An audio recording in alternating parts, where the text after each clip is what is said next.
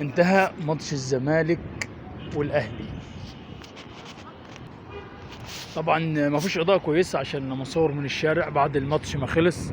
طبعا هو الجون الاول ماشي صحيح 100%، غلطه الدفاع بتاعنا ماشي. رامي ربيعه ما اتحركش على الكوره بعد مصطفى ما صدها، ما علينا والله انا ما زعلان على فكره.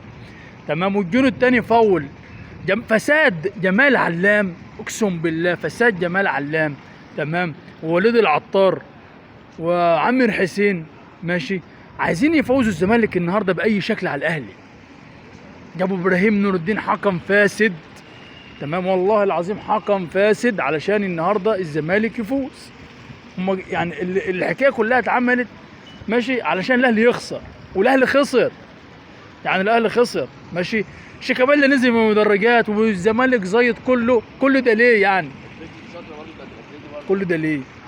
فزت ماتش على الاهلي على رأي كابتن جوزيه زمان، الاسطوره بتاع تدريب النادي الاهلي. جوزيه كلكم عارفينه، قال لك احنا عايزين نعمل كاس لكل اللي يفوز على الاهلي ياخده ماشي. كل اللي يفوز على الاهلي ياخد الكاس. الجون الثاني فاول.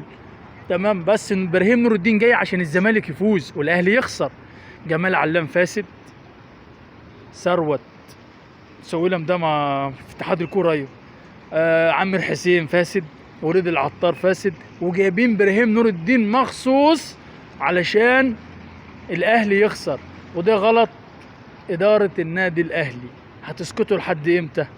هتسكتوا لحد امتى يا كابتن يا محمود يا خطيب انت ومجلس ادارتك؟ هتسكت لحد امتى على فساد جمال علام؟ هتسكت لحد امتى؟ انت لعبت البنك الاهلي، لعبت انبي، لعبت زد، الزمالك لعب نفس الثلاث ماتشات